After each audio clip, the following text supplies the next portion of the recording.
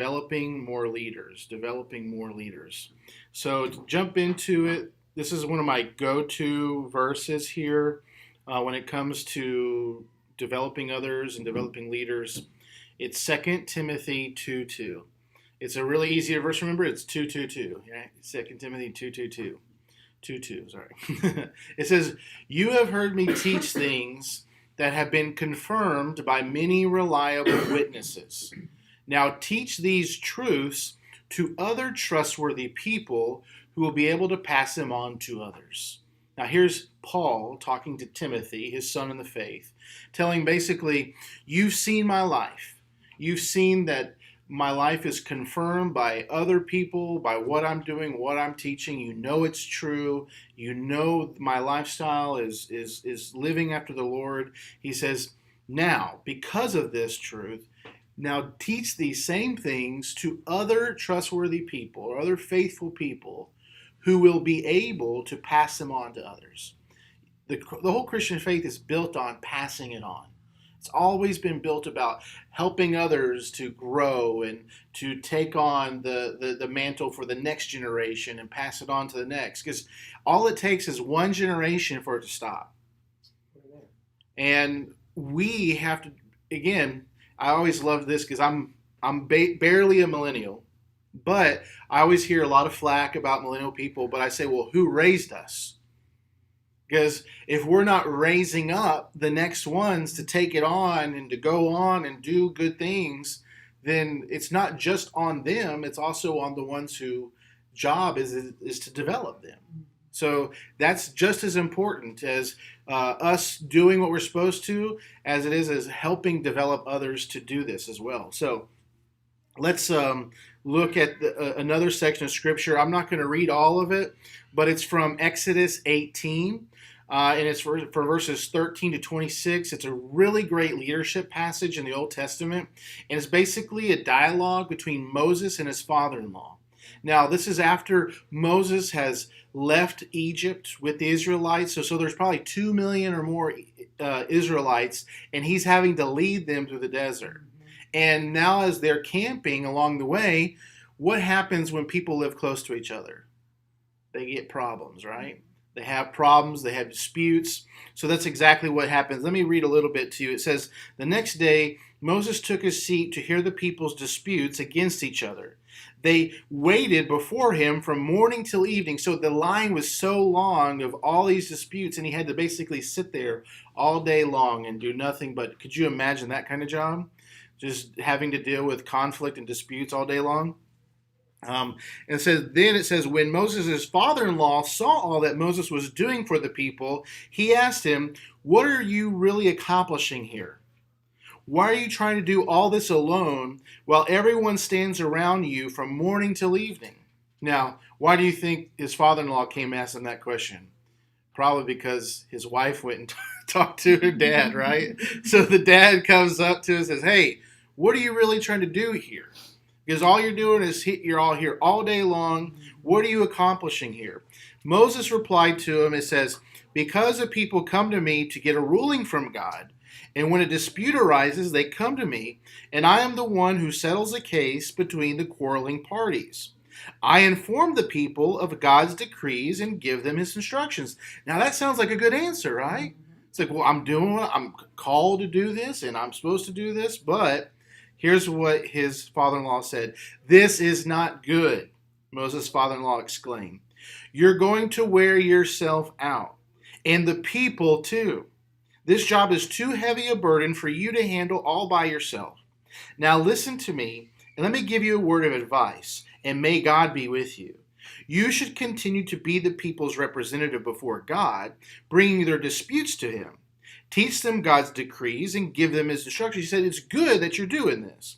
Show them how to conduct their lives, but select from all the people some capable, honest men who fear God and hate bribes. Appoint them as leaders over groups of 1,000, 100, 50, and 10. They should always be available to solve the people's common disputes, but have them bring the major cases to you. Let the leaders decide the smaller matters themselves.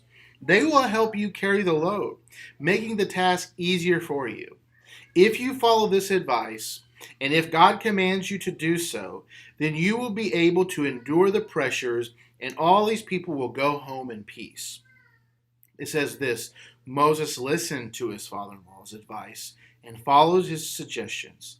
He chose capable men from all over Israel and appointed them as leaders over the people. He put them in charge of groups of 1,000, 150, and 10. These men were always available to solve the people's common disputes.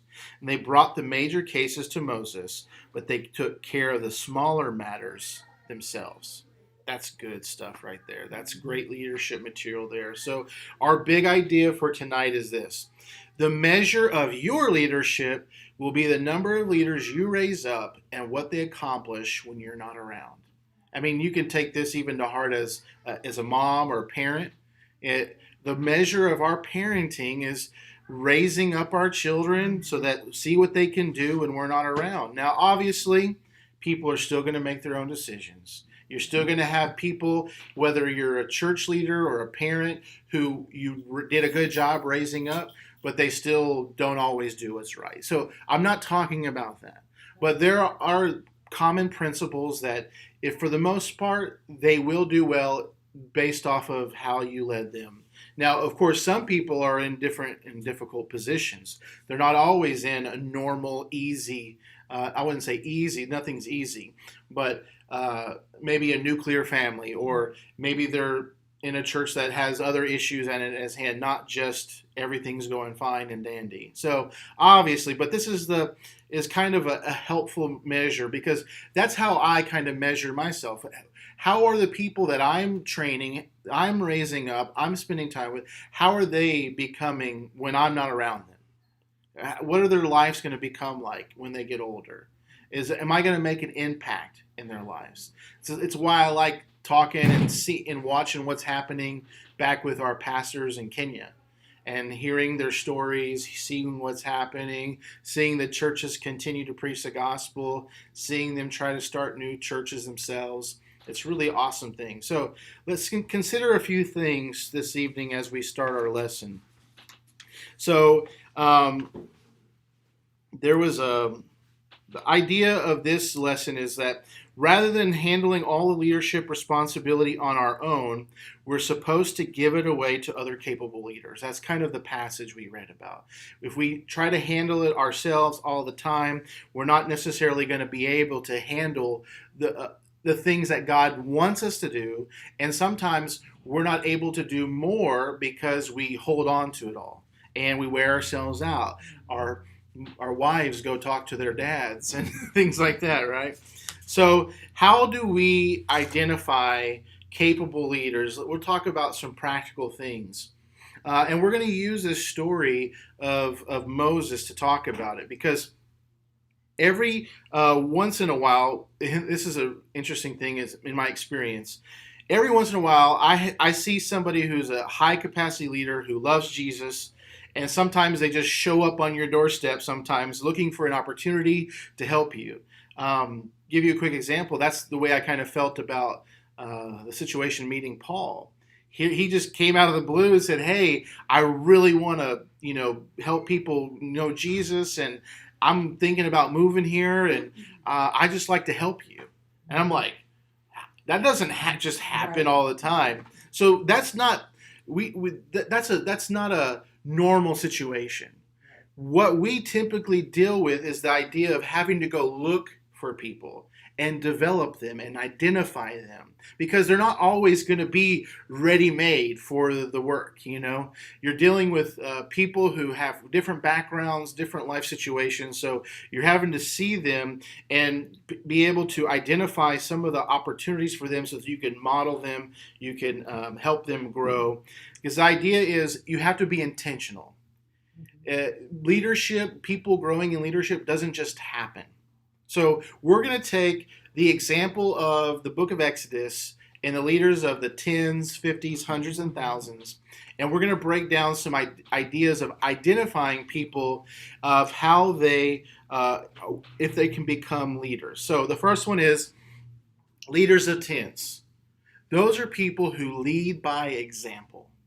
Okay, those are people who lead by example. So they model for others the way things should be done. So they're the ones that they're not necessarily big time leaders, but they're doing a good job. They're working hard. They're taking care of business, and so they're just a good example for people around them. And those are kind of the leaders of 10. They're not necessarily looking to be more than that, but they're looking for just being a hard worker, setting a good example, and that's a type of leader. That's a type of leader, but that's not someone that's a leader necessarily for 50s, hundreds, or thousands. You have to. There's a whole another level of ability when it comes to that higher level. Let's look at the next one. Leaders of 50s lead other people. So if you go back, leaders of 10 lead by example. Leaders of 50 lead other people. They delegate tasks effectively to share the workload. They're expanding the work by sharing with others. And as a leader, it's very difficult to share because usually it's a battle of control, it's a battle of pride, because I am the only one who can do this well. Because you have that leaders of 10 and they set a good example, but they're afraid of letting Joe over here share some of the glory. Or maybe they might do it better than them, or they might, we don't know what fear necessarily they're dealing with, but sometimes they're just not able to delegate. So to be able to lead more and do more, you have to be able to be willing to give things away to others to be able to share the workload. So that's leaders of 50. Let's look at leaders of 100. Leaders of hundreds lead other leaders. They're not just leading others, but they're leading other leaders. And what do leaders do? They are able to, leaders of 50, they're able to lead others, where these people are actually able to lead the leaders who are leading the others. And that is the idea that they empower others to make decisions and take responsibility for accomplishing the church's mission and vision. So what do I mean by that? The idea is that I'm not just delegating anymore. I'm saying, you got this. I believe in you. You know our mission. You know our vision. I'm saying you can make decisions. I'm empowering you to, if you want to do this, do it that way. I trust you. If you want, but again, you also have responsibility. So you're going to have to learn when it doesn't go well, you're going to take the successes and you're also going to take the failures. But I'm going to allow you to have success and I'm going to allow you to have failures. I'm not going to, the first time you make a mistake, I'm not going to be like, look. No, I'm willing to empower you to have that type of decision-making ability. That's the leader of hundreds. Now let's look at the leader of thousands. These people, they catalyze a movement around single-focused purpose and strategy. It's kind of like the tip of the pyramid. It's the tip of the arrow. It's the one that determines the direction and the fierceness of where the strength or I'm trying to think of that word, but the speed of which we're going to go in that direction. Leaders of thousands lead through vision. They're not only just looking at the leaders, they're not only just looking at the others, they're not only just trying to delegate, they're not only just trying to be a good example, but they're trying to take a whole group of people in a direction. And that's the highest level of leadership, where you're trying to take a group of people to a place that they've never been. And that's one of the most difficult types of leadership. Because in that group that's following behind, there's all kinds of fears, there's all kinds of doubts, there's all kinds of people who want it their own way, so you're trying to catalyze, you're trying to basically bring together, because obviously the arrow that's sharp does more and hits its target better and travels faster. But if we're all over the place, if we're just over here and over there, we're never going to get to our destination. So that leader of vision has got to bring people together around a single focus and purpose and strategy to take them forward. And that's hard work. And it requires you to continue to point back to purpose and strategy. So these are all difficult things to deal with. So when I'm talking about this, I don't want to just get caught up in the numbers, okay? Leaders of tens, 50s, Right, hundred yeah. thousands. I'm just using that story to reflect on. Those numbers are more of a reflection of the level of influence that someone has rather than the actual number of people someone is currently leading. So don't worry about the numbers. But the assumption in all of this is that somebody must meet biblical qualifications of leadership. And this is something I talked about even when I came in view of a call. That, sometimes we rush to make leaders and to put people in leadership.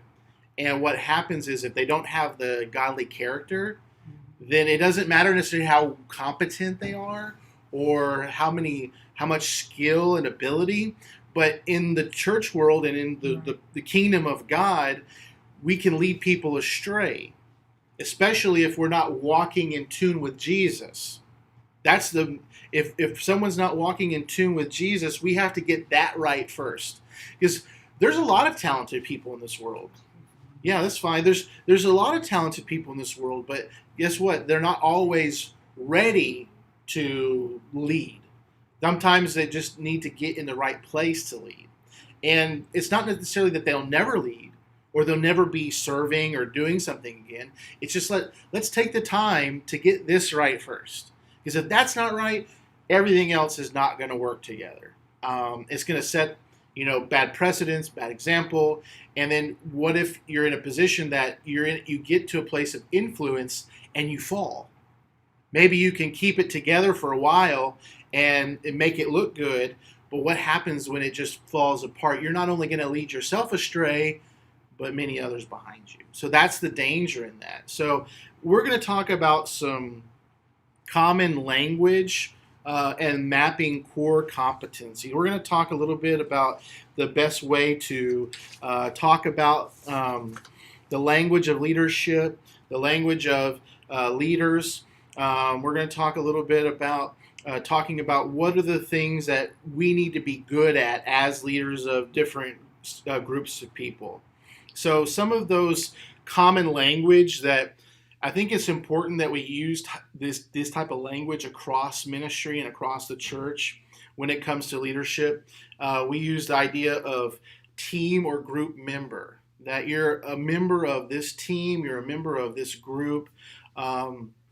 Then you go from being a member, which obviously has some roles of leadership because you're being a good example on the team or the group.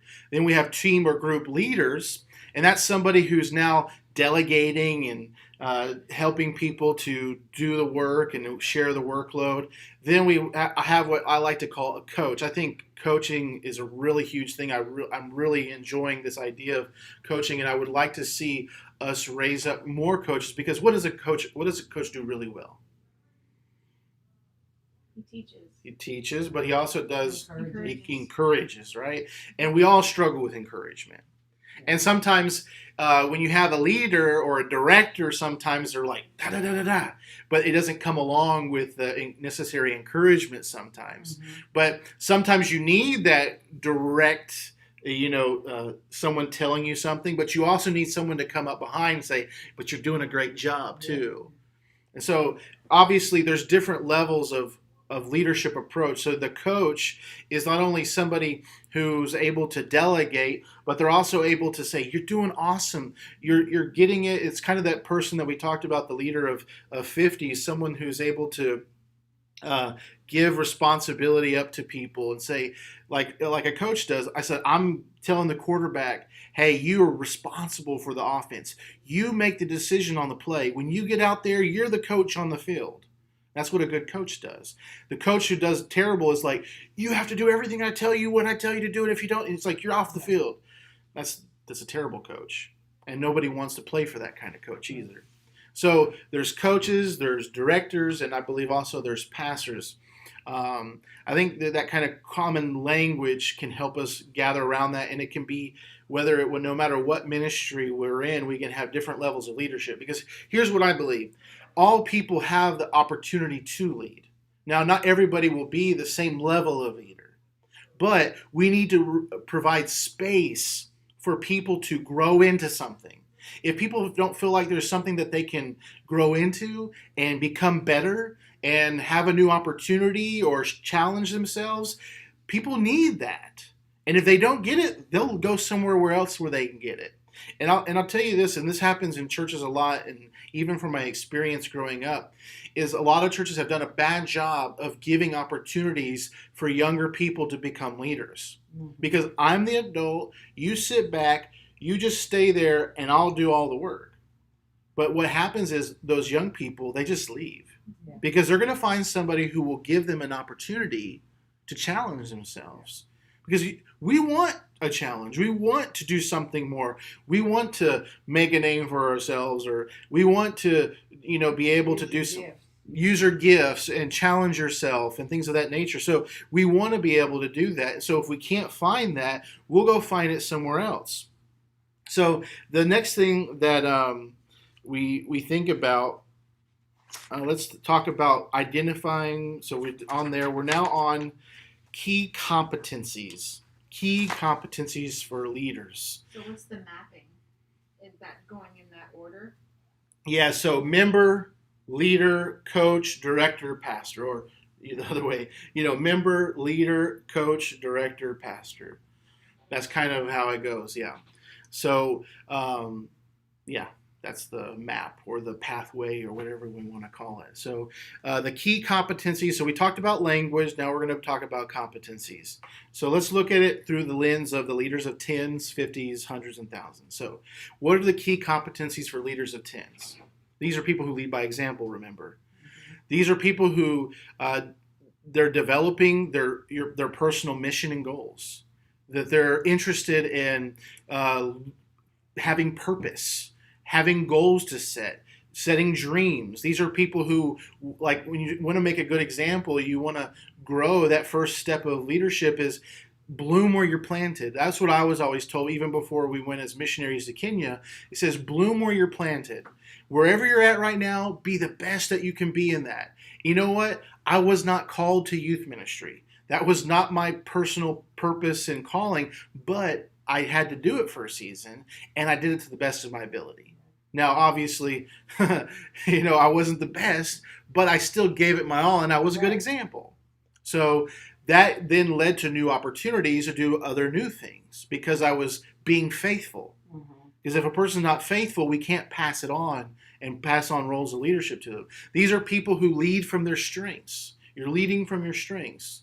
You're practicing personal disciplines. You're in the Word. You're praying. You're seeking God's will. You're using the gifts that you have, whether it be mercy or evangelism.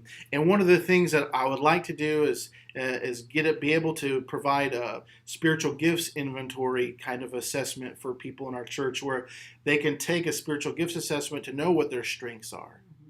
Because when you don't know your strengths, you're like, well, what do I do? I kind of don't know what direction. But then when you find your direction, you're like, wow, this is something I really enjoy, I'm passionate about. Let me do it to the best of my ability.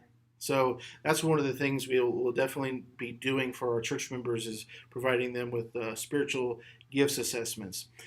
These are people who you're modeling a bias for action.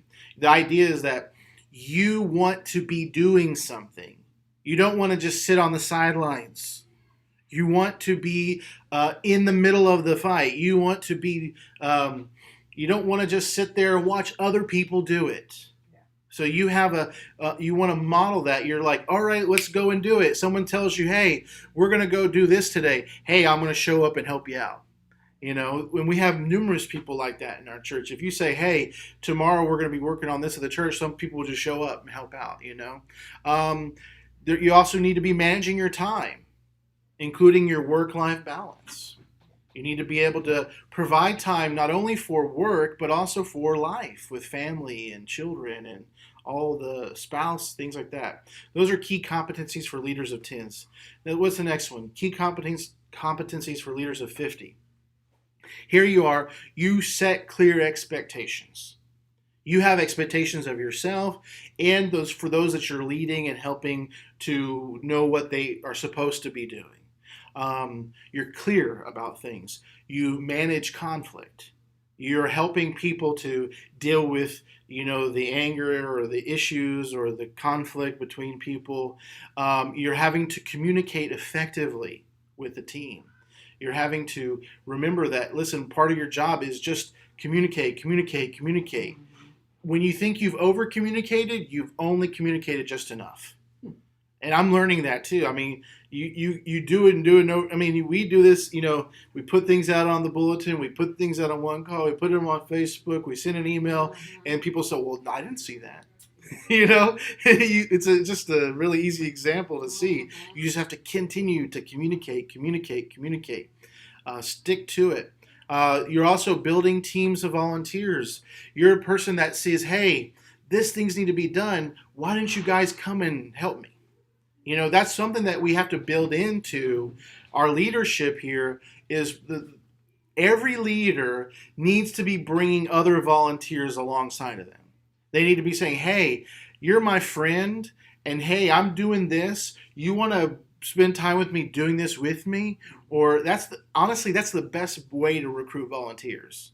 You say, hey, you're my friend, or I'm friendly with you. I'm doing this at church. I don't know if you're doing anything right now. Why don't you come and do it with me? And you don't have to be the leader of it, but just be here with me. And you start modeling it for them. You sit with them and start saying, hey, they're getting the hang of it. It's like, why don't you try this out? And that's the kind of idea where you're now beginning to build others up. And then the next one is you're spending time relationally with people, discipling other people. You're actually starting to minister to them. You're starting to pray for others. You're starting to help them in the areas of life that they're struggling or that maybe you've had victory in your life already, and you're now helping other people where they're struggling with. So those are the key competencies for leaders of 50. The competencies for leaders of hundreds, you're measuring and evaluating for results. You're actually looking at what's happening and seeing, are we being successful? Are we winning? And if we're winning, are we celebrating it? We're evaluating and measuring everything we do based off of what we're trying to accomplish. Then you're developing and mentoring leaders. You're saying, here, this is how I've gone through this. You're dealing with this team. Let me talk to you about how your team's going. But tell me, what are the issues? What is the conflict? How are you handling that? So you develop and you mentor. You deal with underperformers and dysfunction. You're having to go and have the hard conversations sometimes where someone's not holding up to their end of the bargain, because guess what? Church is a team sport. We're all one team. We're not individual teams living under the same roof. We're all on one team, so we have to say, hey, you're my team, and we all have to be pulling the same weight. Obviously, we'll all have different roles and different purposes, but we all need to be pulling our weight. You have to deal with underperformers. You have to deal with dysfunction. You have to be willing to sit down and have the hard conversations and talk through the levels of issue, because everything has context. Everything has a backstory. You sit down with two people who are in conflict and dysfunction or division, and it's not just usually the exterior problem. It's other issues underlying that have built up and bubbled up and created the division. And so you have to get down to the deep issues. You have to be willing to sit and listen some more and listen some more until you find the heart of the issue. I mean, you saw that Jesus do that oftentimes, getting to the real heart of the issue. You must steward people, time, and money, understanding that we are all stewards of these things. You also have to plan for the future. You have to be able to see out into the future. And the last one is competencies for leaders of thousands. Competencies for leaders of thousands are things like casting vision, things like developing a senior leadership team. Renewing vision and strategy. That means you're always constantly reviewing things and making small adjustments here and there, because you're in that forward facing position where you're looking at the obstacles ahead. You're looking at the path ahead, and you say, because there's a reason why you have leaders behind you, so you don't have to sit and focus on everything behind you, so that you can focus on the future. You can focus on the path ahead. So if something's in the way, an obstacle's in the way, you can tell the whole group behind you, we need to make this adjustment. We need to make this move. and that they have to trust you, that you're going to lead them in the right direction, because what happens is the people behind you can't always see as far as you, because they're not necessarily spending as much time focused and listening to the Lord. You're renewing vision, you're renewing strategy, you're leading change. And we talked about that leading change several weeks ago. And change is inevitable. But you have to be able to lead it even through the difficulties of life and through the difficulties of personalities and the difficulties of people who don't necessarily want that direction. Because you're looking at not just what I want, but what's best for everybody. And that also means shaping the culture. And this is one of the most difficult ones, because it takes years and years to develop a culture. I mean, we at this church have, you've existed for 45 years, and you developed a culture, even especially during the time of Brother Murphy, where he was here for 40 years, and everything built up around him. And the whole style of the church, the use of committees and deacons, was all built off of his personality and the best way he liked to lead. And when that changed, there was a huge shift that was necessary in culture, but it didn't necessarily happen right away. And it was a fight. It was a fight to lead the change. It was a fight to reshape the culture. And it's still a continuation, although a lot has already happened even by the time I got here, but even more had to continue. It was a process. They say culture eats strategy for breakfast, lunch, and dinner. You can have the best ideas and the best direction, but if the culture in which you work, it's toxic or divisive or, backbiting or whatever the case might be, it's going to eat it alive. And that's one of the issues why culture has to be dealt with. What is our culture here? What is our church culture? So you have to begin to shape that. And again, that doesn't happen overnight. So my brain works differently. Sure. So each one is a different step of discipleship, correct? Mm-hmm. Sure, pretty much. So like the thousands is you, for instance. Sure. You're up there and you're discipling the ones that are taking over the hundreds. Mm-hmm. The hundreds is discipling the over 50s, the 50s and over the 10s. And then the 10s individuals. the babies. Yeah, well, not necessarily just the babies, but also the ones that are trying to set a good example for those around them. So like, in a way, like the fact that you're here tonight or you're participating, it's showing a good example for others around you. And it's not everybody's here. And there's people who could be watching online. There's people who could show up on this time, but they're not always. So you're setting that good example. So even that is a form of leadership, what you're doing by even participating. I see you taking notes. I see you interested in what's going on. That's a level of leadership. Now there's multiple levels of leadership, but that's what I'm saying is that we're all kind of looking back on the ones behind us. Like, for instance, in Kenya, we had 11 pastors, we had 30 preachers, and I was the leader of all of them. And so out of that 11 pastors, which were my primary focus, and the pastors all had those preachers underneath them, and then those preachers had people underneath them in the church. But of that 11, I had 3 to 5 that I really, really focused on. They were the ones who got it. They were working hard. They showed a good example in their family, in their ministry, in their life, and they were all about what we were trying to accomplish. So I couldn't spend time on the whole 11, even though I did spend time with them from time to time, but I had to focus in on a select few. Because if I try to spend time with every last person, I'll be like Moses.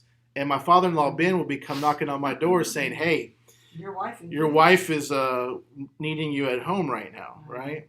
So that's part of the reason why there's this shape of leadership and why it tends to get narrower at the top. If you have too many chiefs and not enough Indians, it topples over, right? That's what we used to say. Too many chefs and not enough cooks when we were working in the kitchen.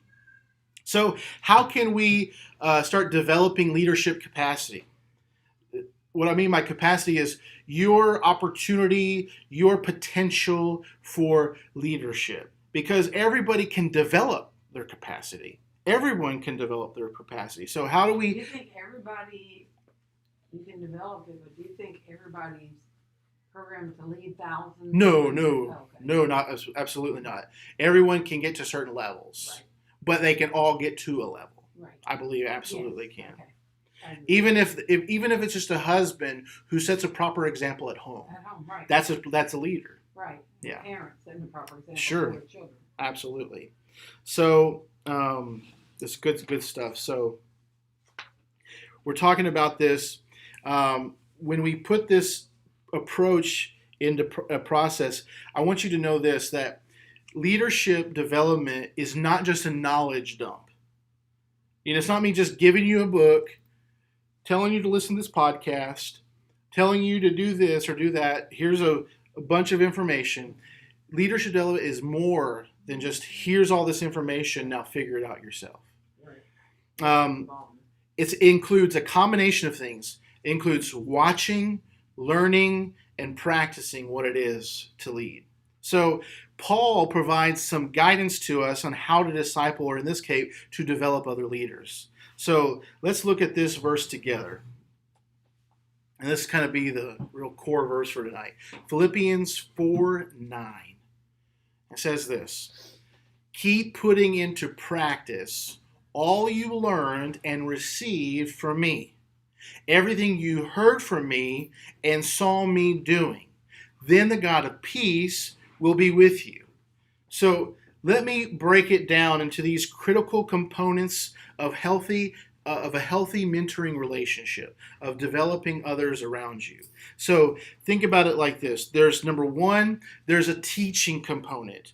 In that verse you saw this, he says, keep putting into practice all you learn and receive from me, everything you heard from me and saw me doing. Everything you heard from me is the teaching component.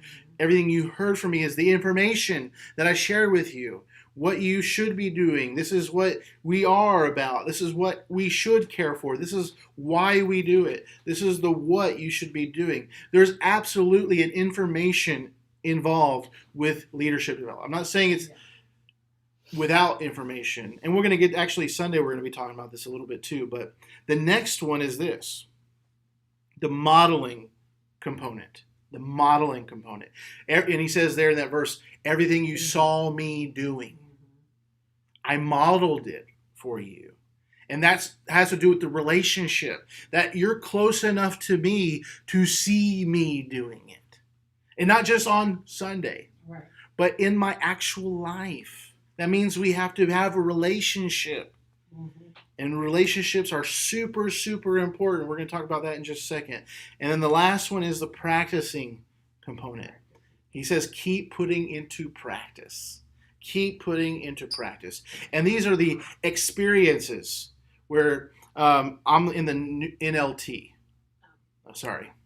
The first part of the verse basically is the idea of putting it into practice. The idea of experiences. You're developing people through common experiences. You're giving them opportunities to try it not only once, but do it over and over again. So it kind of looks like this when you put it all together. This is kind of the picture. There's the teach and learn, there's the model, the watch, there's the coach, there's a practice, and it leads there into that middling, which is that leadership development, the discipleship, the mentoring. So when we're teaching, when we model it, when we coach it, and here's the cool thing: effective leadership strategy requires all three. It requires all three. Now you can get certain elements of it, but if you want effective leadership strategy, it requires all three. The thought that you can just put a bunch of leaders into a room and then teach them just a bunch of leadership principles and that's enough, that's not going to work. Because they're all going to interpret it in different ways. They're all going to take that and go this direction and that direction. You have to actually show them what it looks like and then give them the direction that they can practice it themselves. And then you can sit there and watch and help them say, hey, this is where you did well. This is where you didn't do so well. So this is super, super important. Think about this, and I'm going to share this Sunday, so this is a little preview for Sunday. If you had to make a list of all the sermons that's made a difference in your life, how many would you just be able to list right off the bat? It's a sermon that just changed your life. How many sermons would you think of on the top of your head? maybe a couple, 2 or 3 maybe. That's all I got. Now, how many relationships do you have in your life that's changed your life? I would say probably more than a handful, right? Whether it be a parent or a teacher or a neighbor or whatever the case might be, a child even. A child can change your life. Oh, yes, I can. What about experiences? Have you had experiences in life that you've changed your life? Very well, that one, yeah. We're going to talk about that this Sunday. The idea is that relationships and experiences change our life more than just information. Oh, they do. But what we tend to focus on in Christianity is here's a bunch of information. Now go be a leader. And there's never that modeling, that opportunity for practice. There's not that relationship. That's not that common experiences. Right. So there's so much that we can go through in all this stuff. But the idea is that if you just throw a bunch of information out at people, you're just going to waste it. It's like taking a bunch of water. Let's say you have a patch of grass that needs water. Instead of just focusing on that area, you just throw it everywhere. Right. You may or may not hit it. Right. So we don't want to waste the knowledge because the knowledge is important. Don't get me wrong. It's absolutely important. But it has to be, if you have a good relationship, if you're sharing common experiences, that information is going to more likely find its home. Right. It's the same reason why evangelism works better when you're in a relationship with somebody. When they know that you care about them and love them, even whether or not you accept the information or not. Right. You have a relationship with them already, so whenever you share that information, you're hopefully going to find better soil for that information, for that seed to be planted. So all of this is to say that for leadership development to generate maximum results, it is a highly relational process. Highly relational process. But that doesn't diminish the value of building intentional strategy to identify leaders, developing tools to equip them, and then creating opportunities for developing leaders to learn, watch, and practice. Obviously, I have to, as a higher leader, I need to provide those type of tools and those type of opportunities and give a person a place to play, as I like to put it. Mm-hmm. People need room to be able to make mistakes and try and learn and develop. It's just like kids. If you send a kid to school and the first time they made a mistake, they got sent home and they couldn't do school anymore, it'd be a waste. Yeah. They go to school to make mistakes too. Yeah. To learn from mistakes, because we learn from mistakes. We're built to do it. Not everybody allows that to happen. We don't, and sometimes it's not just the individual. It's sometimes the people around them who don't allow them to learn from mistakes. I remember when I was in high school, I was in like chemistry 2 AP, and I got a 96 on the test, and my dad's like, "Why don't you get 100?" I'm like, I can't even fail. Like, you're not going to allow me to struggle a little bit, and then you just kind of want to give up from that. You don't want to, if that's not good enough for you, then why should I be trying? Stuff like that. So you just pass. You just have to pass. Cameron, there's no reason why you didn't get an A and a B in that class. So let's talk it out a little bit as we close tonight. Here's the first question. Have you ever felt like you were trying to do too much yourself? All the time. At work, at home. What do you think will help that? Having a partner that actually does stuff. Mm-hmm. It does help, yeah. What about for work and stuff like that? How do you think that could help you at work? What could help you at work? Thinking about some of the stuff we talked about. I think people depend on me too much to where they know, instead of going to the person that has been trained to, like, the person that's supposed to take care of it. Yeah. They don't want to deal with that, so they just, or they go, just go handle it. Mm. Yes, and so how can you fix that? Tell them to go to the person that's not my job. No, I have to be able to say no. Boundaries. Exactly. Sometimes people won't do things and won't grow because we don't necessarily always give them opportunity because they say, I know if I don't do this, somebody else will. Yeah. Like my counterpart, I need to let her fail instead of cleaning up her mess because I clean it up because in my brain, I'm doing it for the client and I'm doing it for the company. So that's my focus, not on, okay, if I let her fail, then she's going to learn and has to learn from it. So I just. Yeah, and I learned a lesson when my girls were teenagers. Not quite teenagers, when they were still going to see their dad. I would tell them to clean their room on Fridays before they left, but they didn't do it, and I would end up cleaning it because I couldn't stand to see it. Well, one Sunday they came home and they were in their room laughing. I'm like, what's so funny? Nothing. No, what are you laughing at? Well, we knew if we didn't clean our room, you would do it. So you know what? I quit doing it because they knew that if they didn't do it, I couldn't stand. My brother and sister did the same thing growing up. They knew I couldn't stand a mess, so if they just ignored it and left it there, they knew I would come behind it and do it. So sometimes you just have to just make you do it yourself. That's right. Speaking into your situation, I would say like coaching is really probably the better role for you in that relationship where you're encouraging. It's kind of like I learned this with our kids when kids struggle with saying the words the right way and stuff. Instead of saying no, it's not that, I say, oh, that's like, let's just say they say Paschetti. Oh, spaghetti, that's great.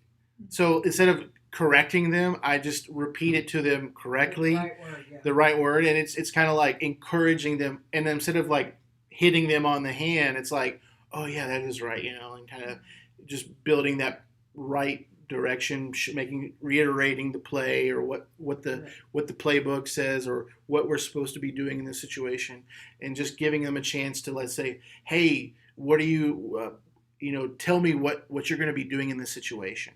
Say, hey, this is the situation at work. What are you going to do? Like, what's your checklist? What are you trying to accomplish here?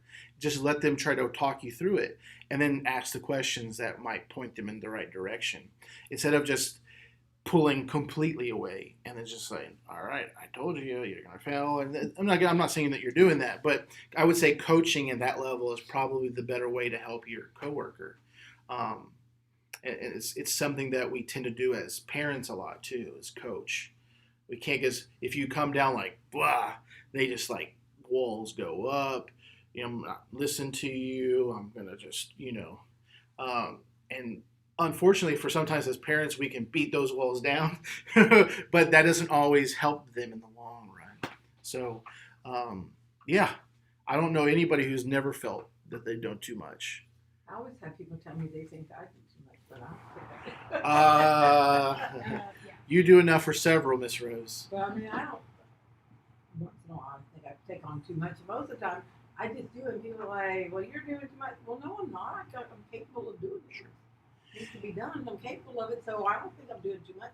Going back to that example of Jethro, which is Moses' father-in-law, why do you think he saw it was necessary for Moses to have some margin in his life? Well, because he spent all of his whole time just doing that one thing, right? So he didn't have time for his wife or any other thing that needed to be done. And it's like he couldn't take care of everything if he was there all day long doing that. So something was suffering. Yeah, he said, what did he say in that? It's like basically you're going to hurt yourself doing this too much. Mm-hmm.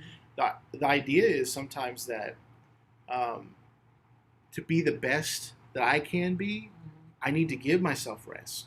Yeah. I need to give myself some room to breathe. If I don't, then I'm under that pressure.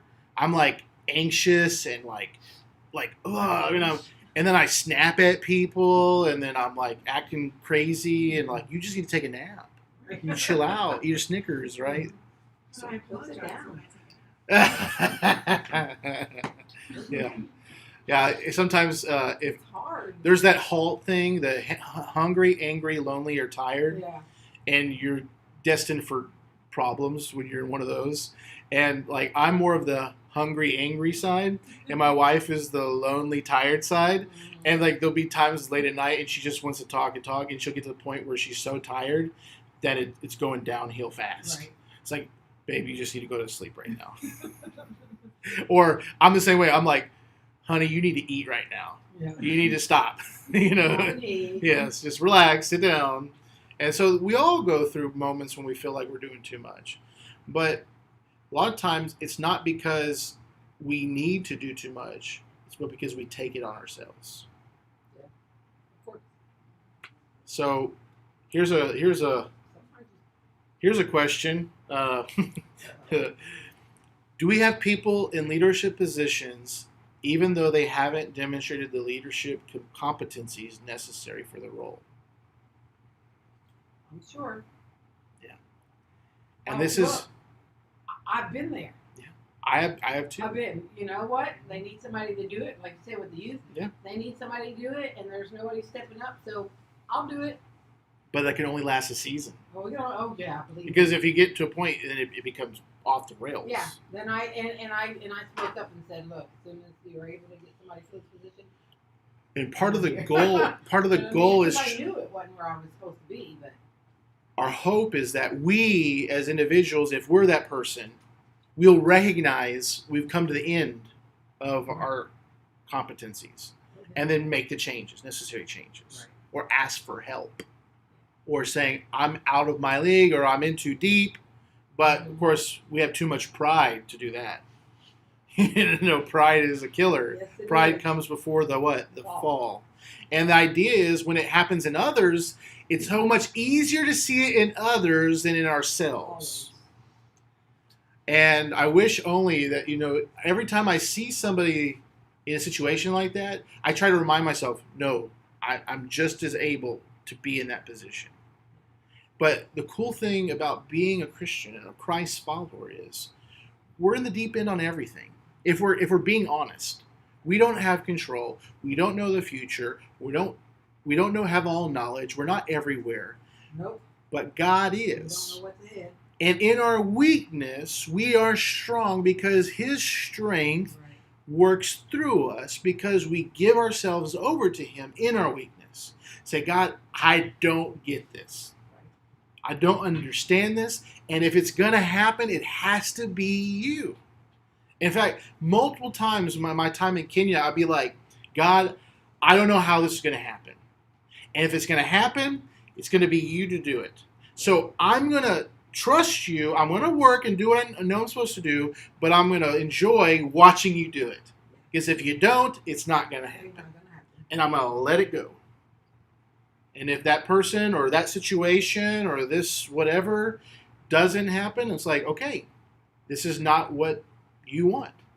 And I need to move on from that, or I need to, deal with something else, or whatever the case might be in the situation. So the issue that happens, though, is we get stuck. Whether it happens in multiple different directions. Sometimes a person got to a level of leadership that they're not ready for, and sometimes a person is actually ready for more, but they get stuck in something lower. Right. Because somebody is not now. Obviously, you need to have elements of each of those levels as you grow. You need to be, but some of those areas are not maybe necessarily your best suit. In my life and in the opportunities God's given me, I've almost always been put in positions to be able to look out on the big picture and have to come up with the big approach and take care of multiple things at the same time. And that's just been the way God has developed me in my life. So I think we have one more question. So in this lesson, what became clear through this lesson, and where do you feel like you were being stretched?